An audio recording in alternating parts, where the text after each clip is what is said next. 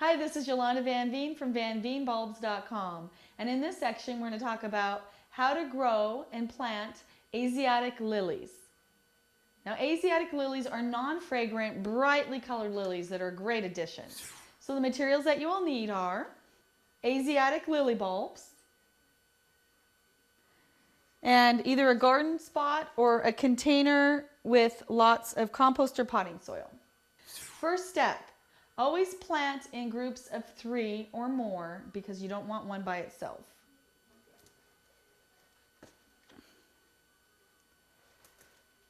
You want to plant them in a triangle. You want to make sure they're covered with about 3 inches of soil. So a lot of times you can just work them in or cover them up. So it's best to use larger pots as opposed to smaller pots. I found lilies really like the bigger pots. They stay moist enough. Keep them watered, but let them dry out in between. Put them in hot, full sun, but if you're in a warmer climate, maybe put them in a little bit of afternoon shade, because then when they do bloom, the blooms will last longer. But Asiatic lilies are a great addition to your flower garden.